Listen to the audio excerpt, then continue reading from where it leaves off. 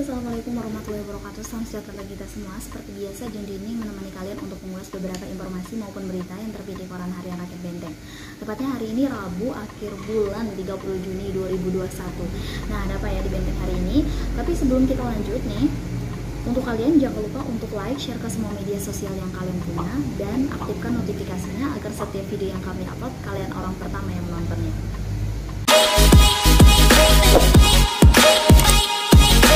Nah, untuk berita utama hari ini itu mengenai pandemi COVID-19 juga, yaitu ada pejabat eselon 2 yang terpapar COVID-19. Dimana kita ketahui bahwa perkembangan angka COVID-19 ini kian meningkat, terutama di Kabupaten Bengkulu Tengah. Nah, tidak hanya menyasar untuk masyarakat biasa, tapi ini juga bisa menyerang beberapa aparatur sipil negara. Nah, seperti yang saat ini kita ketahui, terdapat 1 orang pejabat eselon 2 yang terpapar COVID-19, termasuk 7 orang ASN di salah satu instansi. Sementara itu, Kasih Superlens dan Imunisasi Dinas Kesehatan Nurul Fajri Escape ini mengatakan khusus untuk salah satu instansi yang telah dilakukan swab PCR pada 13 Juni lalu dengan hasil 9 orang yang dinyatakan positif. Kemudian dilakukan swab kedua pada 24 Juni lalu, dinyatakan 2 orang telah sembuh dan menyisakan 7 orang yang masih terpapar COVID-19 sehingga masih harus menjalani isolasi.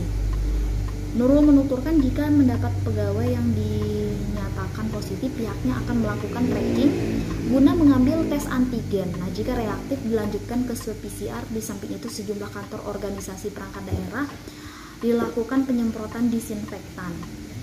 Nah, jadi dengan kejadian ini, untuk masyarakat di luar sana dimohon untuk selalu mentaati protokol kesehatan walaupun sudah vaksin dan apalagi yang belum vaksin.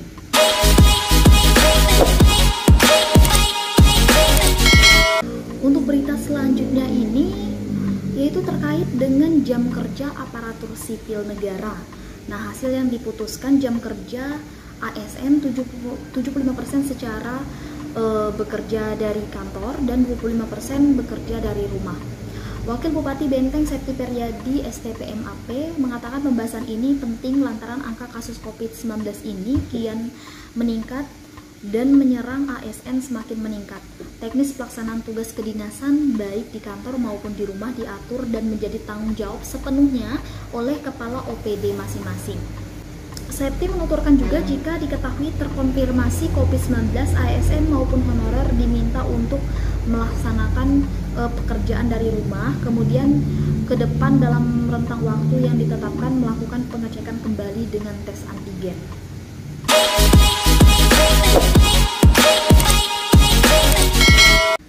Nah, berita selanjutnya ini masih dari halaman utama mengenai CPNS dan P3K atau PPPK ya. Ini awal Juli pendaftarannya di wilayah Bengkulu Tengah dibuka.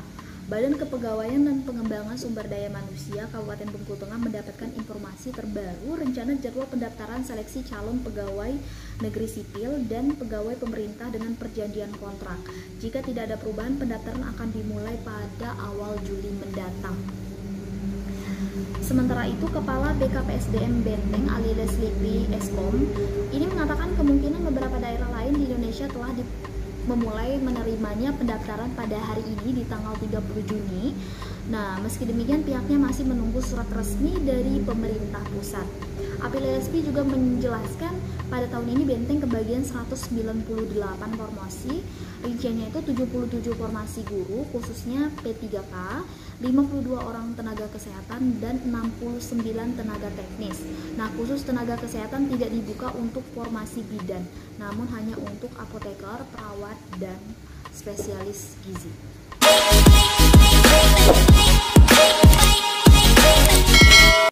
Dari halaman utama kita beralih ke halaman edukasi. Ada sekolah tanpa biaya hanya di SMK Negeri 3 Bengkulu Tengah.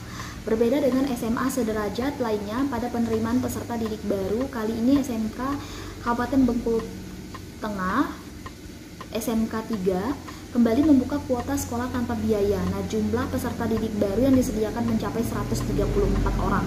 Kepala SMK Negeri 3 Benteng Apri Joni SPT mengatakan sekolahnya berlokasi di Desa Talang Tengah, Kecamatan Pondok Kubang, dan penerapan sekolah ini gratis atau tanpa biaya ini telah dimulai sejak tahun 2019 silam. Apri Joni menuturkan sekolah tanpa biaya yang dimaksud mulai dari gratis uang pendaftaran, gratis uang komite bulanan, gratis uang bangunan, gratis uang daftar ulang, gratis OSIS, gratis uang magang, gratis uang ujian kompetensi, terus ada gratis uang ujian akhir. Nah, sehingga seluruh pembiayaan dengan menggunakan dana bantuan operasional sekolah secara efektif dan efisien. Apri Joni menuturkan pendaftarannya telah dibuka pada 28 Juni hingga 8 Juli mendatang. Terdapat 4 jurusan yang bisa menjadi pilihan, yakni ada jurusan agribisnis ternak unggas, terus ada jurusan agribisnis tanaman pangan dan hortikultura, jurusan akuntansi dan keuangan, dan jurusan multimedia. Nah, masing-masing jurusan ini akan diisi sebanyak 39 siswa. Nah, pendaftaran ini bisa dari seluruh wilayah Benteng dan untuk luar Bengkulu Tengah dengan mengurus surat izin dari Cabang Dinas Pendidikan Wilayah 8 Karangtinggi. Nah, untuk berita terakhir hari ini dari Liputan 11, yaitu 3 peserta seleksi staf BPD mengundurkan diri. 3 dari 5 peserta staf Badan Permusyawaratan Desa Pekik Nyaring, Kecamatan Pondok Kelapa, dianggap mengundurkan diri lantaran pada tes tertulis dan praktik komputer tidak hadir. Nah, setelah dikonfirmasi, beberapa ada kesibukan lain maupun telah diterima bekerja di tempat lain. Sementara itu, Firman Tika menjelaskan pembukaan pendaftaran staf BPD sudah dimulai sejak tanggal 12 Juni hingga 19 Juni 2021 untuk melaksanakan tes tertulis dan praktik komputer bertempat di PKBM Desa Pekik Nyaring, dan tes tertulis para peserta seleksi diberi waktu 120 menit untuk mengerjakan 100 buah soal dalam bentuk pilihan ganda. Nah, soal tersebut terdiri dari wawasan kebangsaan, peraturan daerah, dan wawasan umum. Firman Tika juga menuturkan dalam praktik komputer para peserta diberi waktu 60 menit untuk membuat surat menggunakan Microsoft Word dan mengolah data dari Microsoft Excel. Nah, itulah tadi beberapa informasi maupun berita yang terbit di koran Harian Rakyat Benteng. Tak bosan juga, Jeng ini bakal mengingatkan kalian untuk selalu mematuhi protokol kesehatan sebagaimana yang pemerintah kabupaten atau pemerintah kota telah menghimbau kepada masyarakat. Untuk lebih lengkap lagi berita ini, jangan lupa untuk berlangganan koran dengan cara menghubungi karyawan yang bertugas atau datang langsung ke kantor Area Rakyat Benteng.